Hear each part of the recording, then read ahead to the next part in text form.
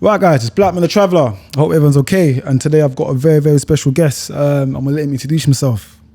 So yeah, my name's Kingkaya, currently management of Blackman the Traveller as well as Raid Solo. Started up a management agency / social media consultancy company called KINGKAYAMEDIA. And yeah, what we specialise in is providing up and coming talent with opportunity to broadcast their value and get them to the next level in order for them to achieve their success. I'll ask you a question. Yeah. Where are you originally from? So originally, well, I was born and bred in London, born and bred in Newham General. So big up everyone born and bred in Newham General, because there's a lot of us. Blackman the Traveller himself was born and bred in Newham General. 21 Savage. So there's just to name a few. And yeah, my parents are originally from Uganda, so it's a country in East Africa. My parents met in Uganda, came over in the early 90s, just after the Civil War. Just after the Civil War. So we had a civil war in Uganda from the 1980 up until 1986. Idi Amin. That's right. So through Idi Amin, and then Museveni, now we have a dictator that's been in power for approximately 35 years. And unfortunately, he's still in power now. But we won't get into politics at the moment. But yeah, so my parents are both Ugandan. Born and bred in the UK. I've been to Uganda numerous amount of times now, and I grew up in the East End of London.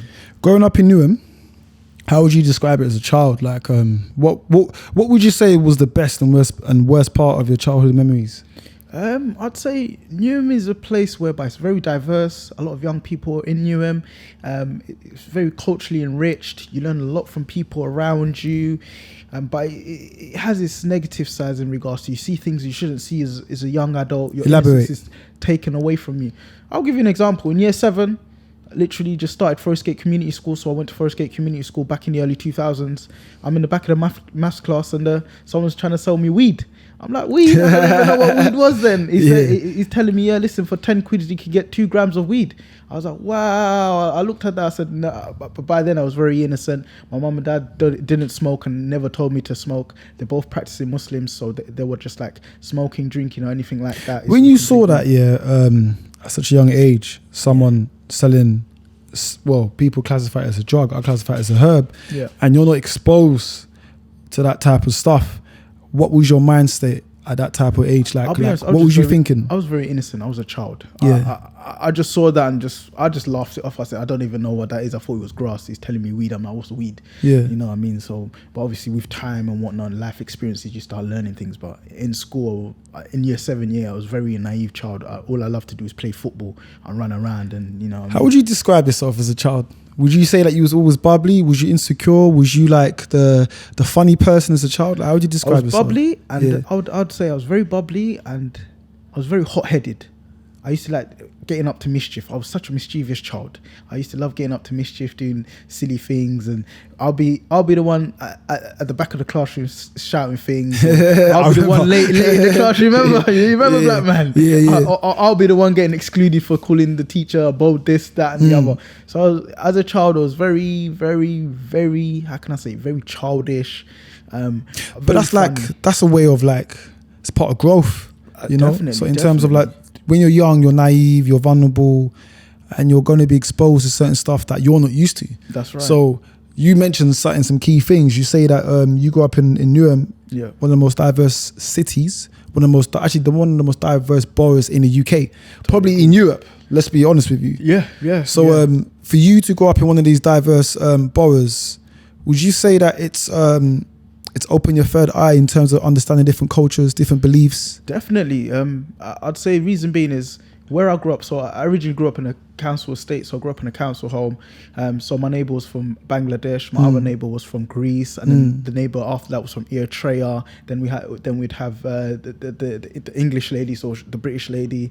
She was 2 doors down from us. So the estate that I grew up on was very diverse. Was in Newham, so it was culturally enriching because they'll try off Ugandan foods, the matoke, and then vice versa. You try their food, of course. I'm more than happy to try their food. I've always been a foodie. So I love flavors, textures, and that sort of thing. So yeah, growing up in Newham was an eye opener. Definitely, I agree on that. It was an eye opener. It definitely opened up my third eye at a young age. Yes. You've travelled Yeah. to certain countries where, let's say, a lot of people wouldn't travel to. So you've been to Mexico, you've been to Morocco and Uganda. That's correct. Yeah. Growing up in Newham, would you say it's made you more street smart, more aware because of the surroundings that you grew up on? So have you taken that street smart and knowledge to other countries? Definitely. So growing up in Newham, you're exposed to a lot of things very early on in life. I was exposed to happy slapping in 2005. Anyone that knows happy slap? Basically, happy slap is basically you slap someone's head randomly. And after you run. Yeah, you just assault them. You see them, you just slap them in the head. So I saw that in 2005. Yeah. And that's when Bluetooth phones were coming out and stuff. So yeah, definitely growing up in Newham made me very street aware. There's a lot of dark characters in Newham. So with dark characters and dark personalities, I learned how to cipher through individuals and learn through people and, in a sense, read people. So when I got into the world of work or when I got into different environments, I was able to hold my own and be the best I can be without me being influenced by another individual or needing a second opinion from any sort of individual or any sort of validation. I was validated in myself because I grew up in Newham and I saw it for what it was. People take advantage of you given the chance. And yeah, I totally agree. I'm very street smart. Yeah. KINGKAYAMEDIA, how did that start? Like, what is KINGKAYAMEDIA? So KINGKAYAMEDIA is a platform whereby I want to put people into positions whereby their value, their talent is being endorsed and being embraced. Okay. So we've got a lot of talent in Newham or even around the globe. Unfortunately, it's not being they're not really being seen. The reason being is because they either haven't gone viral.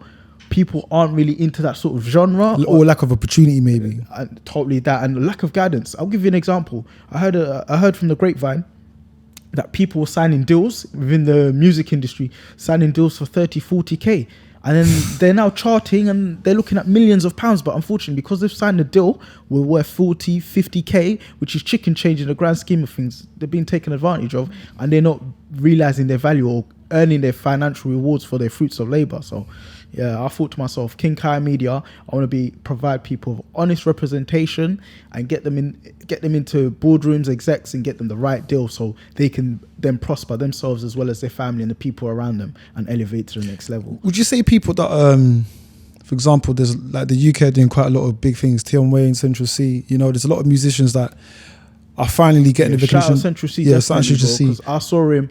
I'll be honest, I remember watching Central C back in 2016. This guy was rapping on F64 Link Up TV. I didn't take that serious. And then I saw him in a Tesla 2020 and he rapped on the Locked Up beat by Akon. I'm like, whoa, this kid is going in. And then I went onto his Instagram. I was like, yeah, fire.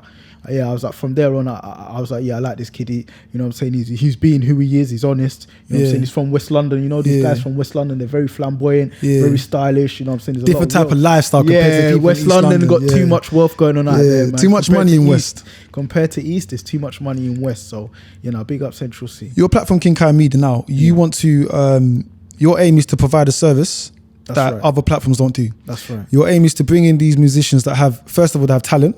Artists, I'll be honest, I wouldn't even call them musicians. I call them artists, content creators, so social media influencers, just anyone within the internet space at the moment, because the internet is the way forward. The internet is the future. So once you get these artists and then you provide these services, what will be the end goal within your company's goal, if that makes sense? To make sure that these people are actually being valued by, so they'll come to me. Let's say I'll offer them a shopping deal. So they'll come to me. I'll be their sole representation with my team. We'll then take them to larger organizations like your Columbia Records, your YouTubes, your Warner Brothers, your Expedia, these sort of big corporate companies, your Google. And then I'll, in a sense, speak on their behalf or represent them on their behalf to make sure they ascertain the best deal they can in order to elevate themselves. So that they know their equity and ownership as well. Perfect. Equity and ownership is key. As Black Man has always told me, equity and ownership is key. 100% of equity, 100% of ownership, because with time, equity, royalties will pay out. The money will run away. You can make $1 million today and lose $1 million tomorrow. Yeah. But the mindset you ascertain for making that first $1 million, I'm sure you'll make a second $1 million. I totally agree. Engage, build, and collaborate. So in terms of that, how is that going to work for Kingkaya Media? So in regards to engaging, we want to engage with an audience. So we want to get people embraced by the artists, what they're doing and what they're developing. Collaborate. We need to collaborate as people. We're all interdependent. Of course, I need your support. You need my support. You need to. Sorry to cut you off. You need to network with certain people to be able to grow your platform. Totally you cannot agree. be successful by yourself. It's impossible. It just doesn't happen unless you come from a wealthy family or you got wealth that's next to you. There we are. If you don't have wealth next to you, you cannot. For example, these footballers, like the Messi, the Ronaldos, they've been signed from young. They've been nurtured. Ronaldo got nurtured by Ferguson. Messi got nurtured by Barcelona's academy. So when Barcelona saw Messi and Ferguson saw Ronaldo, they bought them and they nurtured them and they protected them. So they saw the talent. So in terms of Kingkaya Media, you're gonna see the talent, but you need to nurture them at the same time. You need to grow them. That's right. Give them the disciplines, the mannerisms, because you can all have the talent, but if you haven't got the discipline and the mannerisms, it just goes out the window. As they say, hard work beats talent when talent doesn't work. So if you got the talent but you're not working, the person that's outworking you will win 9 times out of 10 because they're just putting in the work and the discipline is key as well. Yeah, because it's so easy to go off track. One day, man's gonna chill, bun a zoo, man's gonna smoke. Okay, day 2, you're doing the same thing. Before you know it, you're falling off. Or I'm gonna have a drink. Before you know it, you're falling off. You're right. It goes around in roundabouts as well. You're right. Why did you start Kingkaya Media? Do you know what? I thought there was a gap in the market. And I can give people good representation and the team around me. I thought to myself, why not? Enterprise is key now. Being an entrepreneur is the way forward. If you can market yourself in a specific way and get people to come over and then make sure that you give them the value, take them to the next level, why not? Imagine if there's another company that comes along that might have the same vision as Kingkaya Media. Right. Will you be willing to like network with other companies, or would you rather go independent and bring in the talent that you have on your within your network? Will you say, okay, you know what, in the nearby future, you wouldn't mind working with like the Warner Brothers, the Def Jam, is it Bread and Butter that Jay Hush is signed to? I'm not too sure. These other black label. Yeah, but so would you, as Kingkaya Media, like you're the CEO, you're the owner of your company, right, are you willing to network with these other companies that are already established, or are you willing to go independent and grow your platform to be maybe as competitive to them? If that makes Definitely sense. Grow the platform for sure, but there is room for partnership and collaboration, but I'm not looking for them to buy into my company. I'm looking for a partnership. I'm not looking for me to lose any sort of equity due to money and whatnot. No, it's all about organic growth for myself, because organic growth will, in the end, grow the business itself. Okay. What sort of value and expectations will Kingkaya Media bring to the artists, management and content creators? So what you get is organization. What you'll also get is professional representation, and you'll also get honesty and transparency. Okay. So those are the 4 key elements. So those are the 4 key elements.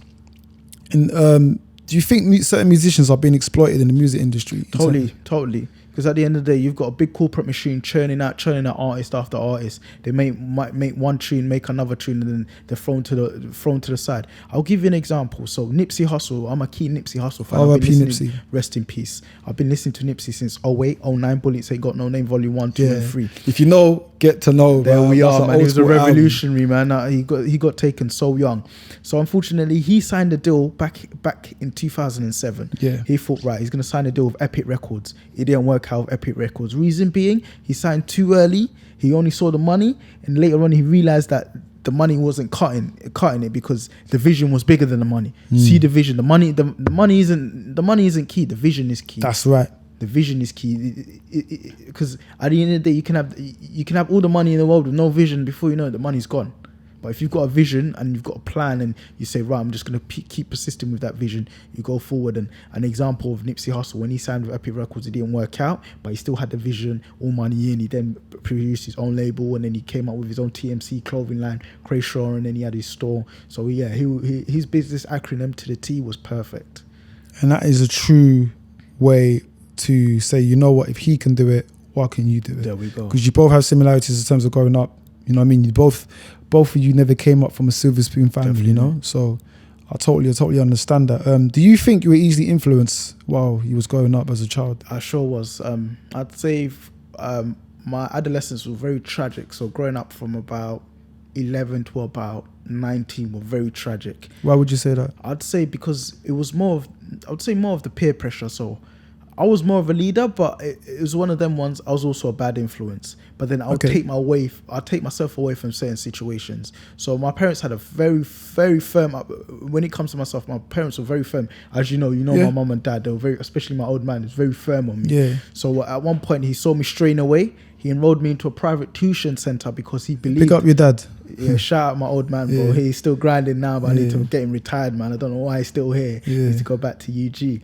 But yeah, he saw the potential in me. He saw a star in me, and he enrolled me into a private tuition center to keep me off the streets, because he saw us swaying towards the streets. And growing up, I grew up in the Stratford area, and you going to Stratford Park, West Ham Park. You so what? Meeting the delinquents. You said something very important. He saw you going the other way. Yeah. But what your father saw that you was gonna probably end up as a statistic, as the normal black people are in the UK. Unfortunately, I apologize if I'm offending anyone, but statistically, a lot of black people that don't have both parents or are single parents, they always end up in the system. You know what I mean? The system. So what your father saw to prevent that, he protected you and he nurtured you. Yeah. You know what I mean? I thought it was bullying. I thought, oh no, I want to be with my friends. He's like, he even said, listen, look, you're going to have your friends. They're going to come to a point your friends are going to leave you. You're going to be here by yourself. He even said your shadow leaves you when it's dark. I didn't understand. What are you talking about, shadow leaves you? I'm like, what's this man talking about? Sending me to a private tuition center. I don't need to go. You was young. You was thinking, like, what am I doing there? I'm leaving East London to go to Edmonton and whatnot. I'm on the high road. You remember Edmonton? Edmonton back in the day. Bro. Oh my! You're jumping in a bus in East London to go North London to study on a Saturday and a Sunday. You're thinking, what the heck am I doing? Yeah, man. But your father's protecting you, he's nurturing you. So he's giving you that guidance maybe that he never had when he was growing up in Uganda. What your father was doing to you, but at that time you don't know because you're young, you're naive, you're a teenager. Right. Yeah. But what your parents saw was, before my child turns into the system, let me protect them, let me guide them. Even though it's gonna hurt through their pocket financially, but in the long term, you're here. You know what I mean? Like, you're not in jail. You're a free man. So you see, like, free the man, man. A lot of man I know went jail, free the man. Still, man. It's not nice, bro. Going on them visits and that, man, and getting them calls and that. Free the man 10 times over. I'm not sure. Question: When you was young, do you regret anything that you've done in the past? Bro, I don't regret anything. The reason why I don't regret anything, what people were doing at 19, 20, I was doing at 14. I was using fake IDs to go into raves. I was bunning mad L's on the block. Like, man, them are doing that at 20. I was doing that at 14, 15. I had a lot of older people around me to a point, but the older people that were around me were very manipulative. They're like, do you want to make money? I'm like, how are we making money? Oh, you go rob that cash and transit van. I'm like, rob a cash and transit van? I don't want to make money today. I'm going to chill out today. So, the people that were around me when I was a lot younger, that were older than me, were very manipulative, man. Borderline grooming, but it was bad. But I was always my own man. So I always held my own. Like, I would never handle, like, if anyone disrespected me, I'm stepping to any man. Like, I don't care. Because that's just the cycle society that you're exposed to. Yeah. And any form of disrespect, you have to hold. It's either you're doing a beat down or you hold a beat down. There's no give or take. And that's how I grew up. So even now, unfortunately, I still have these sort of tendencies. If I feel disrespected, I am stepping to a man and I'm letting them know it's not happening today, sort of thing. And it's not good. It gets me in certain situations I could have avoided, but it's just what it is. I can be hot-tempered, but I'm very chilled. Growing up then and growing up now, which generation do you think is worse? Our generation or this generation now? The social media generation, this generation that's coming up now. Why would you say that? Social media's just amplified the drama that's really going on out here, man. And people talking about scoring points and statistics. Before, people weren't really getting stabbed or shot like that, but now you're getting 15-year-old kids, 14-year-old kids. You got these 15-year-old kids like, I'm smoking on blah, blah, blah. Like, you know what I mean? It's just, I can't keep up. It's weird. Like, so when I see the youth of today, I see someone that's under the age of 25, I say, listen, look, find a craft, find a passion.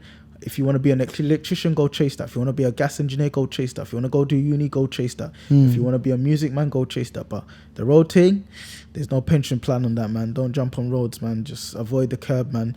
And if the man them are on road, go get your job and that. If it's the man them about and you still live on the block, just show the man them love, but go work your job, man. Because when you hit 30, bro, not a lot of men have got you. So you got a guy called Raid Solo. He's the up-and-coming musician who knew him. I know him personally, Raid Solo. Yeah, that's right. How did you get Raid to jump on KINGKAYAMEDIA? Okay, so I've known Raid Solo for about 15 years now. So we grew up together in the same sort of neighborhood, and he's been rapping since the age of 12. So Big up Raid Solo, by the way, guys. Check him out. Solo, man. Yeah. He's specialized in Afro swing, hip hop, R&B, and authentic rap. So in regards to Raid Solo, he's been rapping since the age of 12, 13. I've seen him a cappella rapping in DJ clubs. He was originally Grime days. Yeah. So grime was very prolific in the East End, and we grew up in East London. Grime was what was happening, and grime was that it sort of phase. So grime's still about. I don't know why they've watered it down and whatnot, but yeah, man, I big up Wiley, Stormzy, you know what I'm saying, Devlin, Gigs, Criminal, DWE, Footsie, Newham Generals. Yeah, so the grime era is what we grew up on, and I've seen Raid Solo transition from there on, and he's constantly been releasing music for on a consistent basis for the last 2.5 years. So I said, listen, I can provide you guidance. I can also provide you organization, service as well. You just have to turn up to the performances. I'll continuously get you booked. I'll be your sole representation on a professional element. We'll take you to the next level. So if anyone watching this, just to let you know, Raid Solo is performing on the 29th of July. Make sure you go check it out in Stoke Newington. So yeah. Also, you managed me as well. Not a lot of people don't know this. So while I was growing up, you know what I mean, Kai is actually my blood cousin, related on my mum's side. So there was a moment I was like, okay, you know what, I need a manager, and he said, okay, he's going to manage me. So you can't, like I said, you can't do things independently. It's impossible. You cannot receive emails and reply to emails. You cannot go to podcast interviews. You cannot network with certain people in different countries.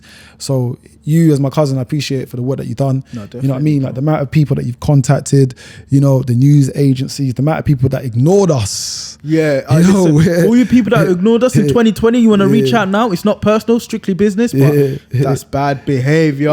Bad behavior. And people that send stupid messages on Instagram, you know what I'm talking about. You hater, you're talking about everyone doing t-shirts and all of this. Why are you doing videos? Listen, you didn't see the vision. When Black Man phoned me in January 2020, I was sitting in my car with Raid Solo. He said, listen, look, I'm setting up a YouTube channel. What do you think? I said, of course, go for it. I've never seen a black guy from the ends go to Australia, live there for 2 years, picking watermelon in the field. I couldn't believe it. I'm like, oh my, and he killed a snake with his bare hands. I'm like, bro, like this is different.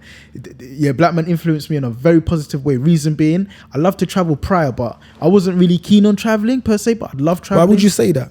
The reason being is I just thought it was a hassle. But then I saw Black Man traveling, and I'm like, bro, like my cousin's traveling, I could do that too. But then again, I was traveling beforehand, but not as prolific as Black Man. But I was like, yeah, do you know what? I like traveling, and it's an interest as well. And it's good to meet different people, go to different areas, and just meet how they live. And when they hear I'm from London and I'm a black guy from London, oh my God, you're from London, but you're black. I thought there weren't any black people there. Then I tell them, but you know what that comes down to, yeah? Ignorance and education. Because people that travel to certain countries, us as humans, we tend to go to places where we're comfortable. Definitely. And where we're used to. Yeah. Dubai, Spain, France, maybe Latin America, maybe USA. But in terms of people of colour, a black man wouldn't go to Russia. A black man wouldn't go to Pakistan. A black man wouldn't go to Indonesia. Maybe they would, but out of 10, it might be 2 out of 10. So I think us as people of colour, we need to go to certain countries and come out of our comfort zone and explore these different countries. So because you mentioned traveling, I want to ask you one question. What has been your top 3 worst traveling experiences? You as a black man, what has been the top 3 worst travel experiences you've had? I'll give you number 1. So I was en route to New York, JFK, back in 2019. I was at London Heathrow. So they called my name out on the tannoy. They took me into a room. They told me to take my shoes off. The security. That's correct. They swabbed. This was Heathrow security. They swabbed my shoes for drugs. God knows what they were swabbing me for. Then they asked me what I do for profession. I said I'm a professional. Yeah. They said, what do you do? I said I'm an account manager for an energy firm. That's my day job. Yeah. They couldn't believe it. They're like, do you have any proof? I showed them my LinkedIn. I said, really? And then they said, how long are you in America for? I said, well, I'm in America for 3 weeks. So is this when you're going to the USA? That's correct, when I'm going to the USA. Okay. I've then done that. I've then gone through security. They've then flagged me to the side and they've told me to go through the body scanner. They only select certain individuals to go through the body scanner. Yeah, I've been through that. Ridiculous. But you've really gone through security, so now they dropped me to go through security twice now. That's right. So then after that, I was like, all right, I know why they're doing this. This is racial prejudice. Yeah. Do you know what it is? I'm so used to the racism, I don't care anymore. Unless you physically touch me or get onto me, it's on site. But till then, what can I do? I just laugh it off. Yeah. So cool. After that, they've done that now. And then I'm like, so what? You haven't stopped anyone else but me. Lo and behold, I was like, out of 300 people on the flight, I was out of 300 people on the flight. There was 5 black people. I was one of them. Yeah. I was like, wow, okay. But once I got to the USA, JFK, not a problem. Met up with my cousin. Went down to Brooklyn, Bed-Stuy, and we kicked it. But yeah, man. And what's been the other 2 bad experiences you've had? So I was in a club in Prague. Yeah. So I was in a club in Prague back in 2019 with my North African friend and my Somali brother. So my North African brother and my Somali brother. So we both went together. Yeah. And of course I was the darker skin of the 2. Gone into a club now. A random woman's come up to me and said, can I get some drugs? I said, excuse me? Wait. I said, listen, go away. You're stressing this is me in out now. Prague? Yeah. I'm like, go away. Go away. I've had enough. Go away. Yeah. She's like, nah, man. And then I'm not so. Then I thought to myself, let me chill out because this is a woman and she might be naive. So she's racially profiled you straight away. From the jump. So you're the only black man in the club. We're the only 3 ethnic minorities in the club. Okay, so you're North the 3 people. Yeah. East African and the Somali. But she's approached you. Yeah. Out of all the other 2 people, or out of all the other people that were in the club. That's right. Yeah. Do you think she approached you because maybe in that? Because you said Prague, yeah. Yeah. That's Czech Republic. That's correct, so maybe do you think? Maybe I'm just saying black people sold drugs in that city. Maybe she thought you was one of them, or do you think she was just like racially abusing you because of your colour? Racial undertones. So I just said to her, listen, just go away, man. I haven't got time for this. Just leave me alone. Then she's like, no, I want to talk to you. And then I looked and I was like, yeah, this person's on hard drugs for you to be speaking to me like this. Yeah. So I said, and then my boys jumped in now and he said, what do you want? And then the chick's like, do you know what? I'll be honest with you, I'm from America and, you know, you the guys, the only ethnic people in here. So I thought, let me ask. So she racial profiled you straight away. Yeah, and then after this, she was like, what are you doing afterwards? What's going on? Where's the after party? Borderline hitting on me. I said, listen, look, I ain't got time for this. Yeah. So after that incident, walked out the club, called it one, ended up going back to the hotel. And then, the 3rd one was in Malta. I was in Malta, right? Beautiful place, yeah. I was in Passaville. And some random person's come up to me, 50 Cent. I'm like, come on. Maybe. I'm like, I want his wealth, don't get me wrong, but I'm not 50 Cent. I want his wealth. I want, you know what I mean? He's doing well for himself. Big up 50 Cent, but I'm not 50 Cent. So he's come to me and he's like, 50 Cent. I'm like, nah, no 50 Cent. He's like, picture. I'm like, nah, no picture, bro. Like, it's not happening today, bro. He's like, picture. He's getting aggressive. This is the Malta. He's trying to step to man. I'm like, bro, it's not happening today, bro. He's like, I said, listen, bro, move. Like, not today, bro. Like, how old was he? Bro, I was about 22. And how old was the other person? That guy probably in his late 30s. Okay. I was like, bro, like, move, or like, what you want? So I've taken 2 steps back because he's all come to man's face. So I'm thinking, my boys then push me to the side and that he's like, he's seen I'm getting wound up. Yeah. So I want to see what he's on because I know how it is. You're banged, you're abroad. I'm not trying to be Brits banged up abroad. None of that. Yeah. So he's just gone sulking off on that. And then, funnily enough, he saw me 2 days later on the strip because like I was one of the only few black people on that strip. He's like, brother, I'm sorry, man. I apologize. And I thought he's funny. I was like, listen, that's not funny, bro. Like, you can't just go to a random black person calling them somebody else. Like, it's not that. You know what I mean? And then he was just like, I apologize. You having these experiences? Do you think it's giving you thicker skin in terms of going to other countries, or are you just used to it in general, traveling to certain countries as a black man? When I go to these countries, I Google. Are they racist towards black people? Okay. Then that's when you travel. That's the indication. See how it goes from there, innit? I'm not sure question. Yeah, anyone that's watching this interview, what motivation words would you give to someone that wants to have their own social media companies, or have their own platform? What words would you give to the audience right now? I'd probably say, listen, look, focus on what you need to do. Don't get me wrong. You've got friends, but if you've got the wrong sort of friends, they'll lead you astray. So what you need to do is sit down, come up with a plan, come up with an idea, put plan into action. And if the plan doesn't work out, still put action to another plan, but just keep proceeding and changing the way you do things. And something will pop off, man. Yeah. Because at the end of the day, man, the consistency is key as a USA black man. I totally agree. You know what I'm saying? How good are you with your geography? I'm pretty sound. I'm going to ask you 3 questions, Hit me up. Do you reckon you're going to get 3 out of 3? Yeah, man. I'll probably get 5 out of 5. 5 out of 5? Yeah. All right, cool. Tajikistan shares a border with which country? Afghanistan, Pakistan, or China? Say that again, please. Tajikistan, yes. Tajikistan shares a border with which country? Yeah. Afghanistan, Iran, or China? Iran. No. Afghanistan. Yeah. So done. Yeah. Okay, interesting. Oh, I'm not sure. One more. The Mississippi River is located in which country? United States. United States of America. Yeah. All right. What is the capital of Senegal in West Africa? Dakar. Oh, hey, bloody hell, this guy's intelligent. All right, cool. Last one, yeah? South America. Jeez. All right, let me go. Reggaeton on that. French Guyana is located in what continent? Africa or South America? That's a former French colony, innit? So it's in South America, isn't it? Yeah. Yeah. Bloody hell, this guy's spot on. He's got all of them right. Last one. I need to win one. I'm going to put you under some pressure. Pick a continent. Pick any continent. I'm going to pick the motherland, Africa, baby. Africa, yeah? Yeah. All right. What is the richest country in Africa? Richest country? Yeah. Is it before Gaddafi got removed or after? Both. In terms of resources. All right, which country in Africa is rich in terms of natural resources? Probably say the Congo. Correct. Yeah, Republic of Congo. I totally agree. Yeah, that's another day, man. Yeah.